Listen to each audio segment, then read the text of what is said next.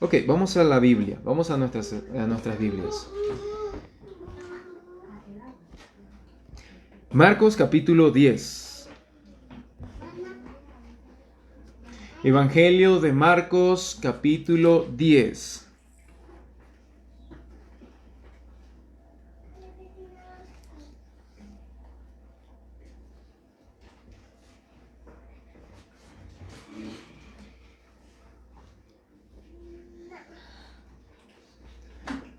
Vamos a leer los versículos del 1 al 12. Dice así en la palabra del Señor.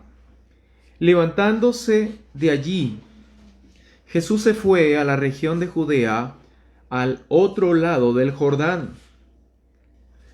Otra versión dice Transjordania. Y se reunieron de nuevo las multitudes junto a él, y una vez más, como acostumbraba, les enseñaba. Se acercaron algunos fariseos para poner a prueba a Jesús. Le preguntaron, y para poner a prueba a Jesús, le preguntaban si era lícito a un hombre divorciarse de su mujer. ¿Qué les mandó Moisés?, les dijo Jesús. Ellos respondieron, Moisés permitió al hombre escribir carta de divorcio y repudiarla. Entonces Jesús les dijo, por la dureza del corazón de ustedes, Moisés les escribió este mandamiento. Pero desde el principio de la creación, Dios los hizo varón y hembra. Por esta razón el hombre dejará a su padre y a su madre, y los dos serán una sola carne. Así que ya no son dos, sino una sola carne. Por tanto, lo que Dios ha unido, ningún hombre lo separe. Y en casa los discípulos le volvieron a preguntar sobre esto. Y él les dijo, cualquiera que se divorcie de su mujer y se case con otra, comete adulterio contra ella. Y si ella se divorcia de su marido y se casa con otro, comete adulterio. Amén. Adulterio. Ahorita hablaremos un poco más acerca de esta palabra. Pero hay algo que quisiera que notáramos, digo, a grandes rasgos de este asunto para empezar. Y es de que nosotros, los pecadores, tenemos la tendencia de modificar los mandamientos de Dios al punto de que nos sea conveniente, de que nosotros nos sintamos cómodos con tener tal vez una filosofía de lo que supuestamente es Dios y de lo que Él nos manda. Por ejemplo, en Semana Santa algunas personas dicen que no se debe comer carne porque eso es como comerse el cuerpo de Cristo, porque Él fue sacrificado por esas fechas. Eso es modificar un mandamiento de Dios. En realidad, ningún mandamiento. Es inventarse un mandamiento. Pero, ¿con qué propósito? Saben, muchas personas, ¿verdad?, que practican esto o que creen esto, el resto del año son completamente indiferentes a Dios y a los mandamientos de Dios. Pero al menos en Semana Santa tiene algo, entre comillas, con qué sentirse justificado. Porque no comió carne e hizo todo el esfuerzo para no comer carne. Seguramente en Semana Santa han llegado algunos de ustedes a la carnicería y se dan cuenta que hay una filota de gente pero comprando pescado. Este año nos tocó ir a la carnicería justo el viernes. Creo que fue viernes, ¿no, amor? Justo el Viernes Santo. Y se nos quedaron mirando muy raro porque íbamos a comprar carne. Entonces, en realidad nosotros, y ahí yo no es que quiero poner a los demás, ahí nos quiero incluir a nosotros. Nosotros tenemos la tendencia de tomar mandamientos, ponerlos a nuestra forma para, entre comillas, cumplirlo y no sea tan pesado para nuestra carne, para nuestro ego. Y así nosotros hacemos con el resto de los mandamientos. Cuando vemos en los 10 mandamientos que encontramos que no te harás imagen ni ninguna semejanza de lo que está arriba en el cielo, ni abajo en la tierra, ni en el mar, ni debajo del mar, ni debajo de la tierra. No te inclinarás ante ellos ni los honrarás, porque yo soy el Señor, tu Dios fuerte y celoso, que castigo la maldad de los padres sobre los hijos hasta la tercera y cuarta generación, de los que me aborrecen. ¿Saben? Nosotros decimos, nosotros no nos hacemos imagen. Porque mira, aquí en nuestra congregación no hay ningún monito de yeso. ni le encendemos veladoras. Pero probablemente también estemos encendiendo una veladora a otra cosa, no de manera literal, pero sí probablemente estemos haciendo alguna imagen de algo. Es decir, estamos idolatrando cosas, gente, eventos, vicios, y los idolatramos. Porque pensamos de que aquel mandamiento solamente nos está hablando de un mono de yeso. No. Tenemos esta tendencia. Eso pasa más de lo que usted y yo nos imaginamos. Modificar los mandamientos de Dios. Por cierto, necesitamos estar conscientes también de cuánto lo hacemos. De veras. Y eso implica pedirle al Señor. Como dice el Salmo, muéstrame los que me son ocultos, Señor. Pecamos de una manera que hasta ignorantes somos cuando lo hacemos. Eso no nos justifica, porque el que peca ignorantemente será condenado también. Vamos entonces a desarrollar este asunto. Lo primero que vamos a ver en los versículos del 1 al 2 es que no todos los que escuchaban a Jesús le amaban. Lo segundo, quiero que notemos en los versículos 3 al 5 que dice, el duro corazón de los pecadores. Lo tercero es como le he titulado esta parte, habló el creador del matrimonio, Cristo. Y lo cuarto, de los versículos 10 al 12, es ya en casa con los discípulos. Muy bien, vamos al número 1. No todos los que escuchaban a Jesús lo amaban. Versículos 1 al 2 dice, levantándose de allí, Jesús se fue a la región de Judea, al otro lado del Jordán, y se reunieron de nuevo las multitudes junto a él, y una vez más, como acostumbraba, les enseñaba. Se acercaron algunos fariseos, y para poner a prueba a Jesús, le preguntaban si era lícito a un hombre divorciarse de una mujer. Amén. Esta es la palabra de Dios. Muy bien. Como era costumbre. El texto, Marcos, quien relata este evangelio, dice que era costumbre este asunto. Él lo hacía. Cada vez que llegaba a algún sitio, las multitudes se le juntaban. Era ya prácticamente algo normal para él.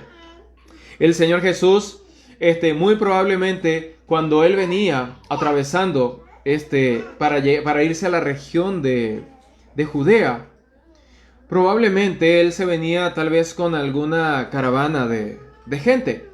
Así solían viajar las personas antes. Solían viajar en caravana porque en caravana una persona puede viajar y sentirse más apoyado y realmente recibir de maneras concretas mayor apoyo.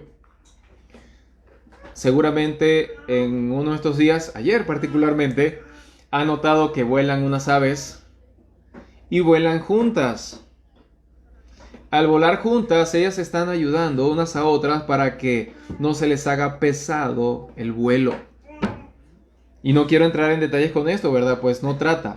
Pero así mismo pasaba también en estos viajes de gente en caravana. Probablemente Jesús venía en esta caravana y muy probablemente fue la gente de esta caravana quien se juntó con él a escucharlo. Claro, eso fue ya llegando.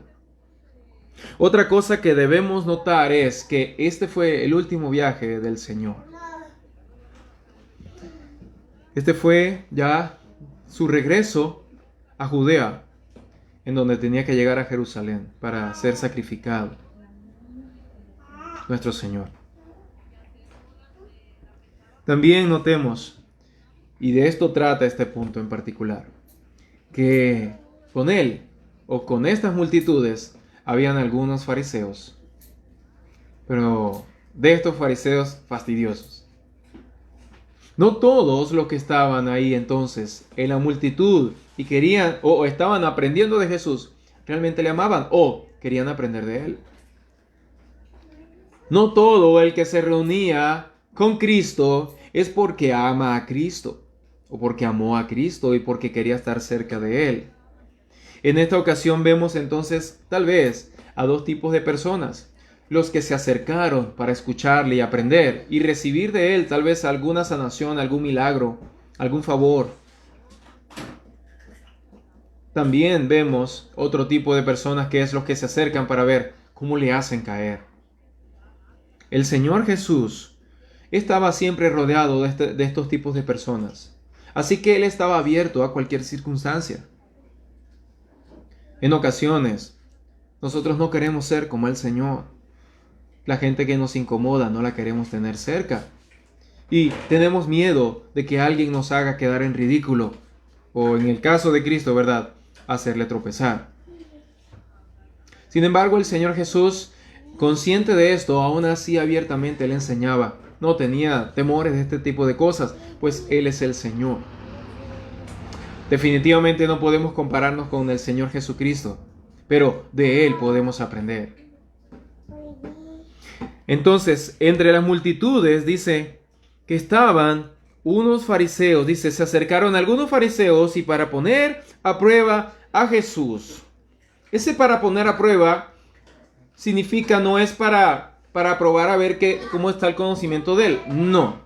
Cuando aquí en este texto se dice para poner a prueba, se utiliza un término que lo que quiere decir es de que estoy probándolo al punto de que se me quiebre. Por ejemplo, supongamos que usted quiere probar, o mejor dicho, comprobar que se rompe algo. Va a agarrar esa cosa y le va a dar duro.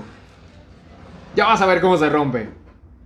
En realidad lo que no está buscando no es qué tan bueno es. Lo que está procurando es demostrar que es rompible. Aquí, cuando los fariseos dicen que ponen a prueba a Jesús, en realidad se está refiriendo a que ellos estaban realmente, activamente, con toda la intención era hacer que el Señor cayera en su trampa. Y que Él tal vez se enredara y quedara en ridículo y contradecido delante de las multitudes. Es decir, estaban buscando desacreditar a Cristo y que Él definitivamente perdiera la autoridad como maestro. Algo que los fariseos tenían y tienen todavía es un celo inmenso por la autoridad de sus maestros. Así que no cualquiera, entre comillas, puede ser su maestro, sino alguien que verdaderamente esté autorizado por ellos mismos. Es su maestro o su rabino. Como Jesús no pertenecía a ninguna escuela rabínica, eso lo vimos hace unos cuantos meses atrás, el Señor Jesús no pertenecía a ninguna escuela de rabinos, sino que Él era maestro porque Él es el Señor, Él es la palabra hecha carne. Ellos procuraban desacreditarlo. Lo estaban probando al punto de buscar, digamos, romperlo. Esto se entiende, ¿no? ¿Se entiende esto de poner a prueba a Jesús? No es como cuando en un examen, en la escuela, en la universidad, en donde estemos, nos ponen una prueba, ¿no? Y la resolvemos para ver si la pasamos. No, ellos en la prueba, si lo hubieran hecho, si ellos fueran los maestros nuestros y nos pusieran una prueba, nos preguntarían, primera pregunta, ¿cuántos cabellos tienes en tu cabeza? Solo buscando reprobar, a eso me refiero. La pregunta que le hicieron al Señor, en realidad, era un gran tema de debate entre dos escuelas de rabinos. Y ellos lo hicieron intencionalmente, no solamente para ver qué cosa respondía Jesús, sino para que con la misma respuesta de Cristo se dividiera la gente y él quedara desacreditado como maestro de todos. Así que, en verdad, ellos estaban procurando, digámoslo así, romper a Cristo. Eso entonces nos lleva al punto número 2. Recordemos la pregunta que le hicieron, es que si era lícito a un hombre divorciarse de su mujer. Esa era la pregunta. Número 2, el duro corazón de los pecadores. Versículos 3 al 5. ¿Qué les mandó Moisés?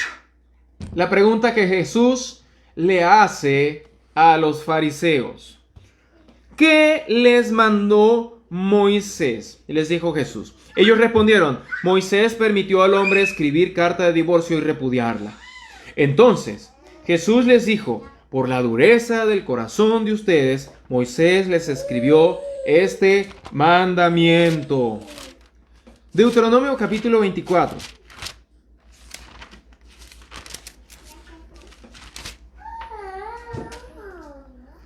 Deuteronomio capítulo 24.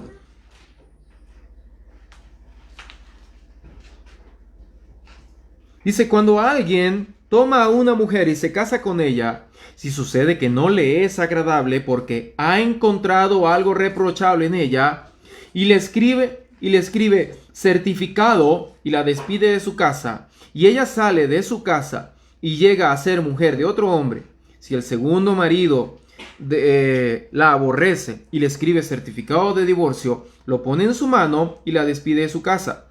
O si muere ese último marido que la tomó para ser su mujer, al primer marido que la despidió, no le es permitido tomarla nuevamente como mujer, porque ha sido despreciada, pues eso es abominación ante el Señor. No traerás pecado sobre la tierra que el Señor tu Dios te da por heredad. Esto fue lo que escribió Moisés, este asunto. ¿Cuál es la parte crítica de esto? Aquí está hablando del divorcio. Cuando habla de carta de despedida o carta de repudio, está hablando de divorcio. Eso significa divorcio. ¿Qué es un divorcio? Para empezar, es tomar el contrato de matrimonio y cancelarlo. Y eso no lo cancelan los que están en el matrimonio, porque los que están en el matrimonio lo único que hacen es poner una demanda ante las autoridades civiles. Entonces tiene que haber ciertos procedimientos que se requieren para hacer este tipo de divorcio. También aquí en la escritura encontramos un procedimiento. Pero lo clave, digámoslo así, para entender este asunto del divorcio es esta palabra o estas frases que aquí usa el Señor por medio de Moisés, que dice, si sucede que no le es agradable porque ha encontrado algo reprochable en ella. Si sucede que no le es agradable porque ha encontrado algo reprochable en ella. Una de las escuelas rabínicas de ese entonces, y creo que hasta ahora permanece esa escuela, este asunto es si no le es agradable. Y obviamente él no encuentra algo reprochable en ella. Se refiere, ellos lo aplicaron de una manera extremadamente amplia y con cosas sumamente ridículas, discúlpeme la expresión. Un ejemplo de una de las formas como esta escuela judía aplicaba este motivo de divorcio. Y es de que si se le quemó la comida, ya no es agradable para mí y yo la puedo dar su cartita de despedida. Ahí se ve. ¿Por qué? Porque dice la palabra y a lo mejor ellos citarían a Moisés diciendo, si no le es agradable, y a mí no me agrada eso, que me estén quemando la comida. Y yo tengo toda la autoridad dada por Moisés y por Dios para despedir a mi esposa. Eso era lo crítico de esto. Estaban las dos escuelas. La otra escuela era más conservadora. La otra escuela lo que afirmaba es que en cuanto a lo reprochable se refería a adulterio o que la haya encontrado de que no era virgen cuando se casaron.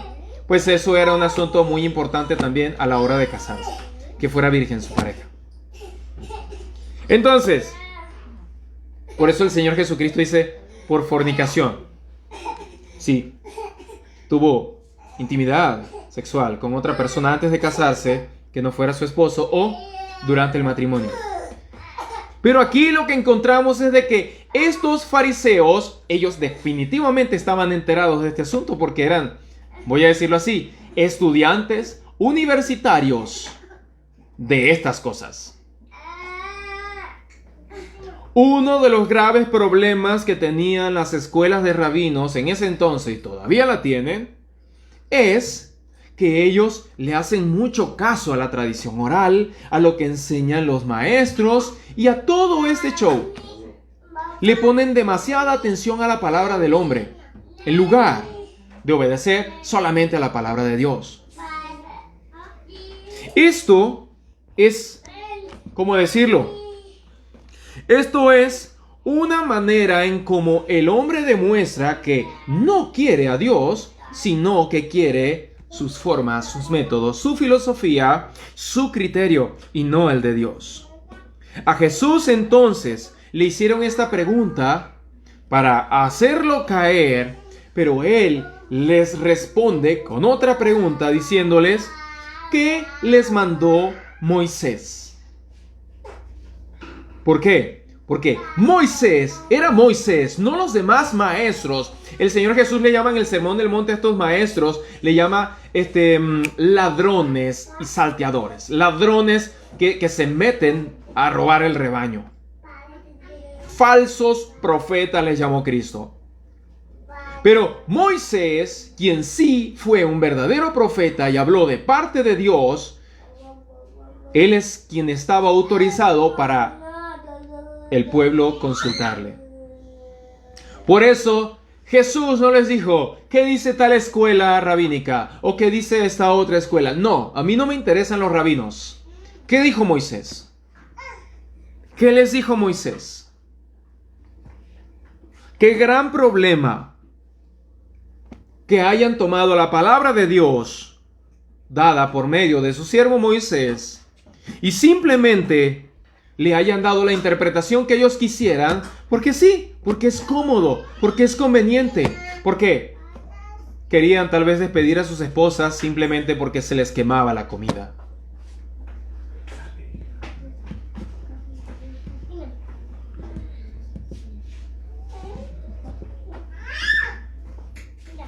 Jesús dice que aún Moisés dio este mandamiento por la dureza de nuestros corazones. Por la dureza del corazón de ustedes, Moisés les escribió este mandamiento. Y aquí es donde quiero hacer hincapié del asunto. La dureza del corazón de los pecadores. Hay dos cosas que notar en esto y es, uno, alguien pudo haber sido ofendido por su pareja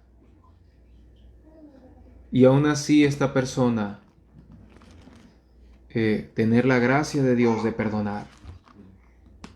Eso es muy difícil y requiere la gracia del Señor. Pero el Señor Jesús dijo, no se crean, esto también muestra la dureza del corazón. Pero yo no quiero hacer demasiado énfasis en esto porque esto es obvio. O sea, esto, ¿cómo decirlo?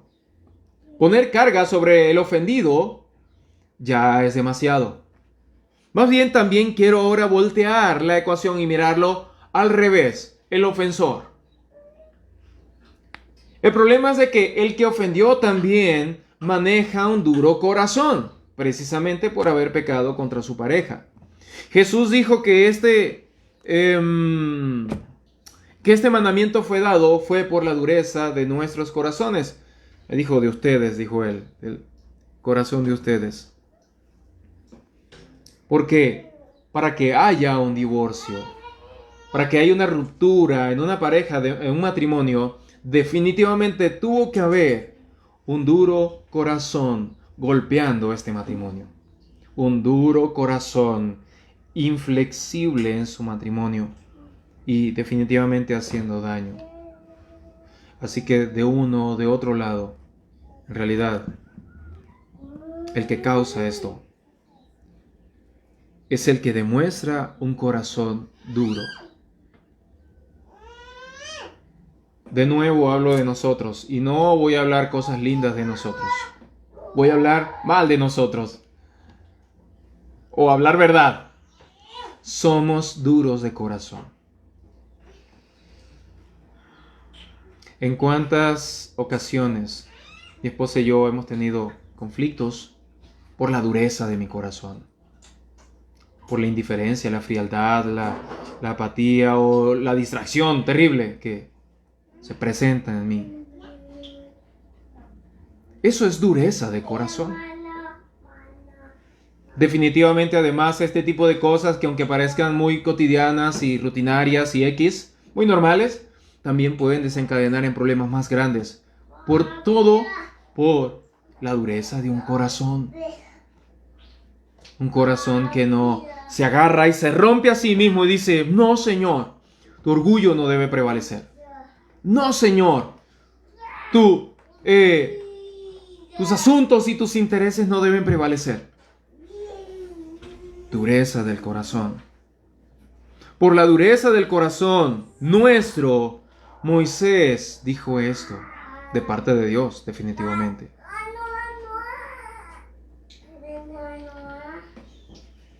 En donde más se deja ver un duro corazón no es en el trabajo, no es con los vecinos, ni siquiera es con la iglesia muchas veces. Es en el matrimonio. En el matrimonio es donde más se revela un corazón de piedra. Es allí.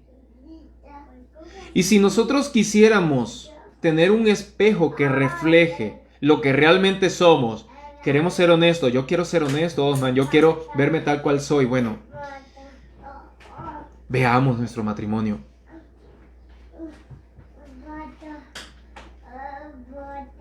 Porque es ahí en donde se muestra más la dureza del corazón. Un corazón duro solamente puede ser ablandado por el Señor. ¿Ustedes lo creen? ¿Ustedes creen que solo Dios puede ablandar un corazón? Es más, les pregunto de otra manera. ¿Ustedes creen que Dios puede ablandar un corazón? ¿Él puede? Imagínense tener una masa. A ver, aquí mis hermanos que son pizzeros, ¿verdad? Dejaron un bollo en el refri ahí por varias semanas. En el conge. Bueno, no sé si ustedes lo tiran, a lo mejor y sí, ¿verdad? Pero ¿qué si quisieran ablandarlo? ¿No se puede? Sí, pero requiere mucho golpe. Ahí está la respuesta. Ahí está la respuesta. En verdad, un corazón como el nuestro no solo merece mucho golpe. Y el Señor lo va a utilizar para ablandarlo. Por eso digo, ¿ustedes creen que Dios puede ablandar un corazón? Claro que sí puede. Pero observen el método de Dios. Él es milagroso y poderoso y David en el Salmo 51 versículo 10 dijo: dame un corazón nuevo. Y el profeta Ezequiel dijo de parte de Dios que Él cambia un corazón de piedra por un corazón de carne. Así que la única esperanza que nos da la Escritura respecto a estos corazones duros está en Dios. Y definitivamente Dios merece ser creído. Esto no lo digo para tratar de justificar a los duros de corazón, sino para decirle o decirnos a los duros de corazón: hay que ir al Señor. Necesitamos al Señor. Probablemente nuestras relaciones estén en agonía por nuestro duro corazón. Número 3. Habló el creador del matrimonio, le titulé a esta parte. Habló Cristo, habló el Señor, Él sabe de lo que está hablando. Versículos 6 al 9 dice: pero desde el principio de la creación, Dios los hizo varón y hembra. Por esta razón el hombre dejará a su padre y a su madre, y los dos serán una sola carne.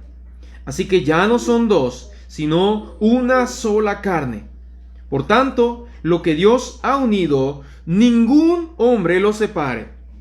Marcos 10, 6 al 9.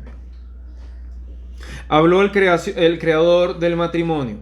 Ahorita que leímos Génesis 1, empezamos a notar cómo Dios empezó a crear todas las cosas. Y vimos en el sexto día que creó al hombre y a la mujer. A su imagen los creó. Varón y hembra los creó. Ahí el Señor creó el matrimonio. Es más, esa es la primera institución creada por Dios. Pues Dios creó cosas, creó animales, pero cuando creó al hombre y a la mujer, los unió en un matrimonio. Y luego en el capítulo 2, versículo 24, texto que nos cita el Señor Jesús aquí también, dijo que los hizo una sola carne. Una sola carne no quiere decir de que están ahí fusionados o son siameses, ¿verdad? Que están pegados por alguna parte, ¿verdad? No, es un fenómeno.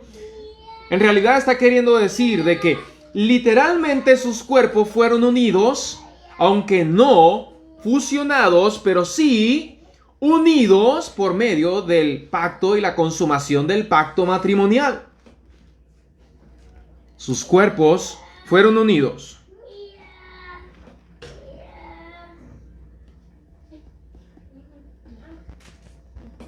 El Señor Jesucristo no solo fue testigo, sino que fue actor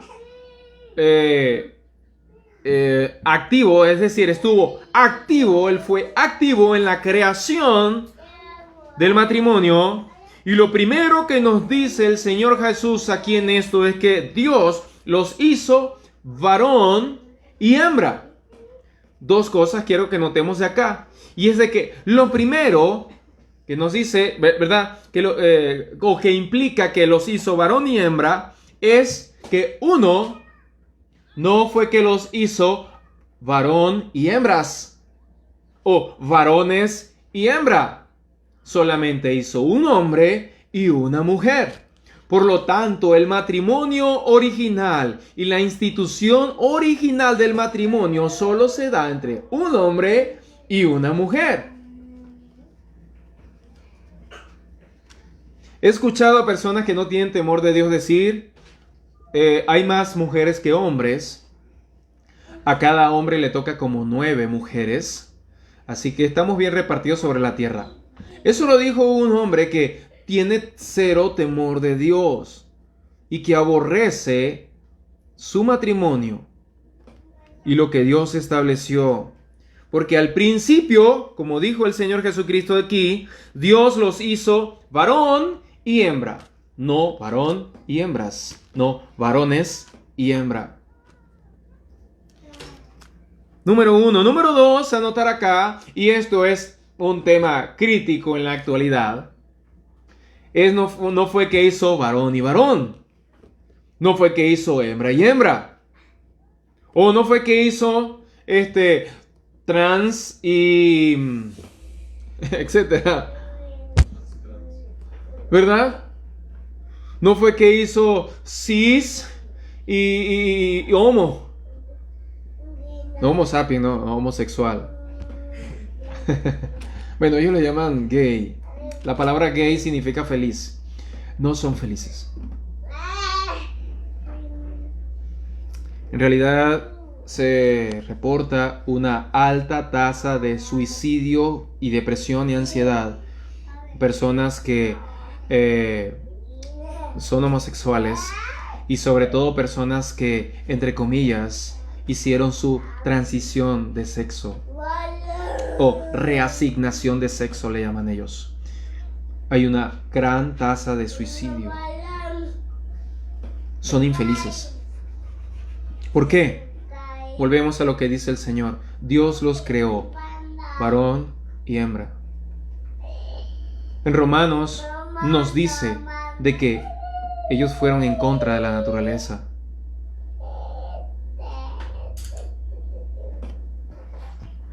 Porque la naturaleza es varón y hembra.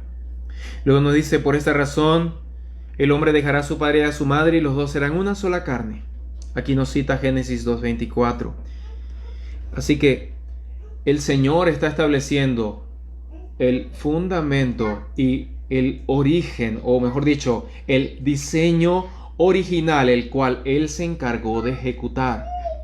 Y es, no, yo no creé estas cosas que ustedes tanto pelean y defienden. Yo no creé un matrimonio aquí, luego otro allá y luego otro más adelante, o quién sabe qué. No, el Señor Jesucristo creó un varón y una hembra, o un hombre y una mujer, para que ellos dejaran de ser dos y ahora fueran uno, una sola carne, dice aquí. Así que ya no son dos, sino una sola carne. Por tanto, lo que Dios ha unido, ningún hombre lo separe.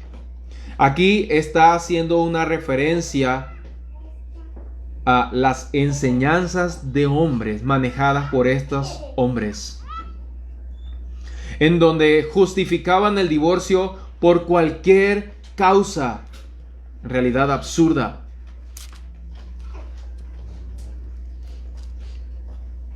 Cualquier causa que a ellos se les viniera a la mente. El creador del matrimonio, es decir, el único que tiene la autoridad de determinar cómo son las cosas, fue quien les habló a ellos. Esto contrasta claramente con las enseñanzas humanistas y rebeldes que ellos manejaban.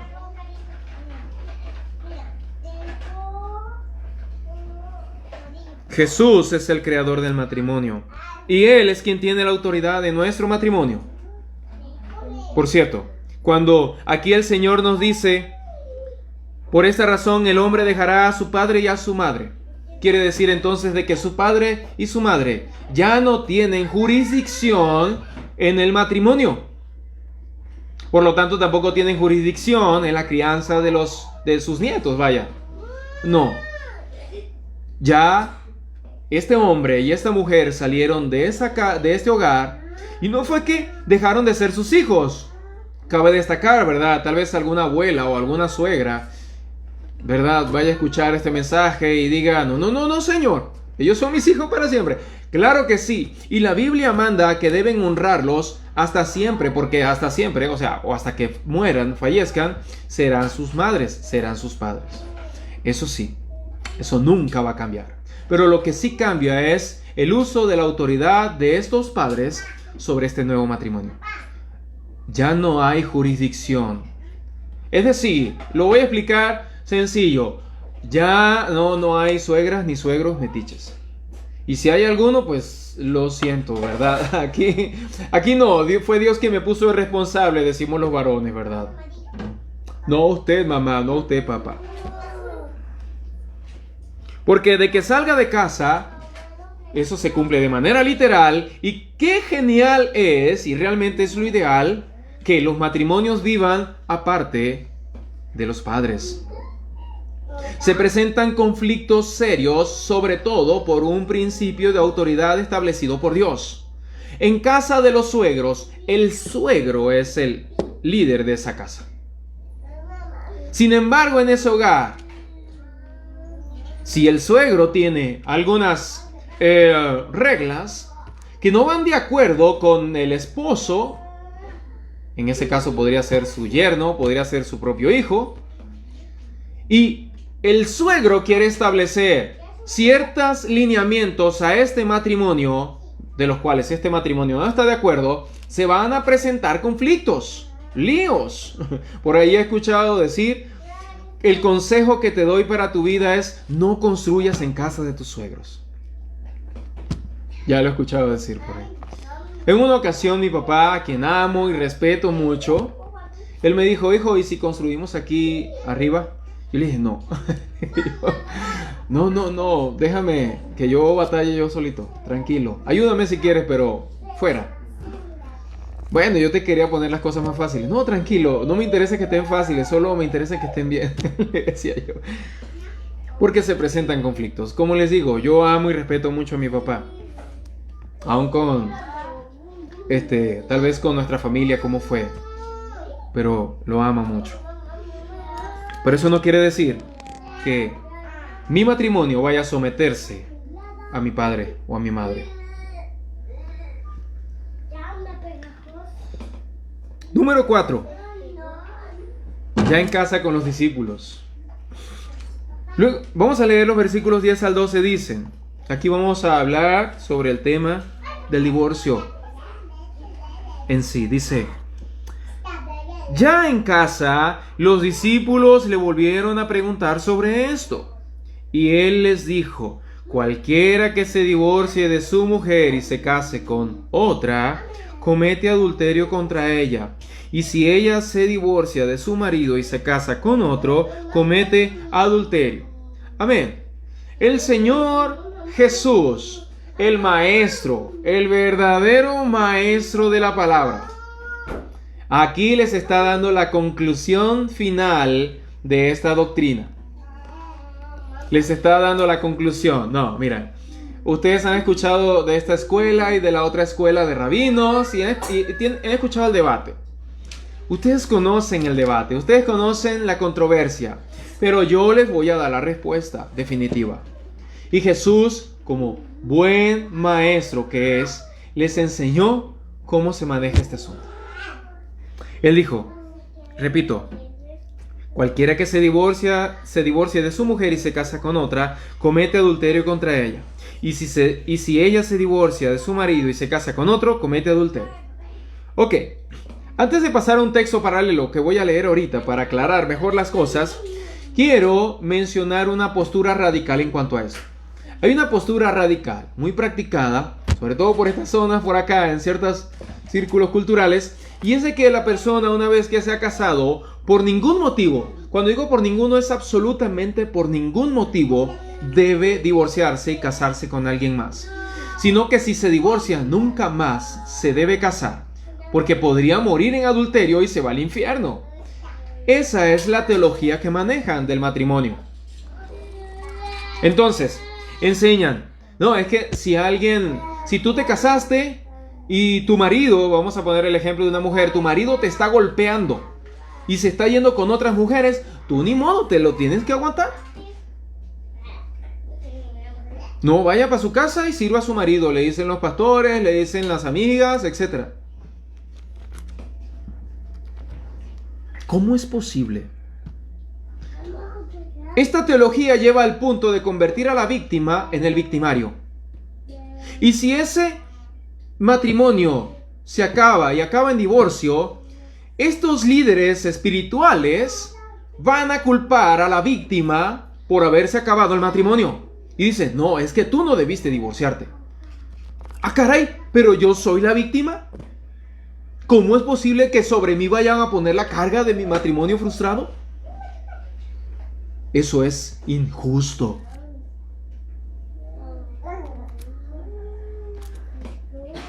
Entonces, siendo que existe esta postura radical o extrema o equivocada de las palabras de Cristo, tenemos que ver un texto paralelo a este que enseña lo mismo, pero con mayor detalle. Mateo 19:9 dice, pero yo les digo, este es el mismo escenario, pero contado por Mateo. Ya no contado por Marcos, sino lo cuenta Mateo. El mismo escenario, el mismo tiempo. Dice, pero yo les digo que cualquiera que se divorcie de su mujer, salvo por infidelidad, y se case con otra, comete adulterio. Dice, salvo por infidelidad. Ok, aquí nos da un motivo, una razón legal delante de Dios para el divorcio, y es la infidelidad. La infidelidad es motivo o es razón suficiente para el divorcio, porque ¿qué hacían con los adúlteros en la ley de la Biblia? ¿Y qué pasaba si los mataban, verdad? Morían apedreados. ¿Qué pasaba si la pareja de alguien se moría, ¿qué dice la Escritura? Que queda libre. Para Dios, entonces, según su ley, debía estar muerto el adúltero. Y la víctima del adulterio estar libre. Y es libre para casarse con alguien más. Por lo tanto, Jesús dijo aquí, salvo por infidelidad. Una razón. La otra razón que encontramos en las Escrituras es Primera de Corintios también. Ahora, Primera de Corintios. Capítulo 7. Desde el versículo 12.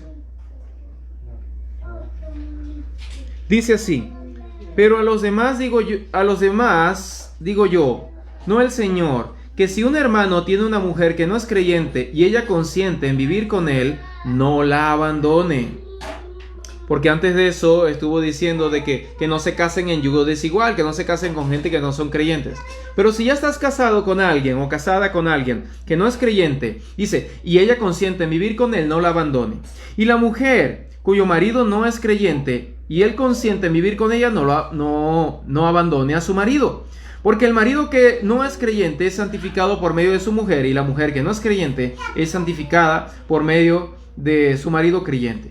De otra manera sus hijos serían inmundos, pero ahora son santos. Sin embargo, y aquí ahora vemos lo crítico de esto, y él nos dice, sin embargo, si el que no es creyente se separa, que se separe. En tales casos, el hermano o la hermana no están obligados, sino que Dios nos ha llamado para vivir en paz. Pues, ¿cómo sabes tú, mujer, si salvarás a tu marido? ¿O cómo sabes tú, marido, si salvarás a tu mujer? Aquí entonces, cuando el apóstol Pablo da sin embargo, está hablando de un posible abandono por parte del no creyente. Si el no creyente entonces dice, no, yo no quiero vivir con esta cristiana o con este cristiano, adiós, me voy, ya no te tolero más. Dijo el apóstol Pablo que se vaya. Aquí el apóstol Pablo nos está diciendo, no, tienes que perseguirlo o tienes que perseguirla, porque si termina en divorcio tu matrimonio, te puedes ir al infierno por adúltero, por adúltera. No está hablando de eso. Más bien, está dando la libertad del Señor a la persona que fue abandonada. Le está dando entonces la libertad de tal matrimonio. Hemos encontrado entonces dos motivos o dos razones para un divorcio, digamos, aceptable a Dios. Uno lo dijo el Señor Jesucristo cuando habló acerca de la infidelidad, y el otro dijo en abandono. Y los versículos 10 y 11. 10 y 11 dice, a los casados instrúyonos, sino el Señor, que la mujer no debe dejar al marido, pero si lo deja, quédese sin casar, o de lo contrario, que se reconcilie con su marido y que el marido no abandone a su mujer. Ahí lo que está evitando entonces es el adulterio. Está evitando el adulterio porque aquí ahora recordamos las palabras de Jesús. Versículo 12, y si ella se divorcia de su marido y se casa con otro, comete adulterio. Entonces, aquí básicamente lo que hay que entender es de que Dios en el matrimonio nos hizo una sola carne. Pero la invalidación de este pacto, porque hacerse una sola carne es un pacto, es una unión. La invalidación de este pacto solamente es por unos cuantos factores, que no son muchos, como enseñaban algunos, solo unos cuantos. Y dos de ellos son el adulterio o la infidelidad y el abandono. Quiero mencionar también algunos. Cuando una persona es violentada también físicamente, legalmente procede un divorcio, y delante del Señor también. ¿Qué pasaba con los violentos o con los homicidas en la ley? también debían morir. Pero a todo esto debemos recordar algo. Dios, nuestro Señor, nosotros delante de Él éramos sus enemigos. Como éramos sus enemigos, estábamos completamente alejados de Él y merecíamos todo el desprecio de parte suya. Y nosotros, al merecer todo el desprecio de parte de Dios, Él, en lugar de simplemente rechazarnos, más bien nos unió a Él. Nos unió en pacto con Él. Primera de Corintios también, capítulo 6,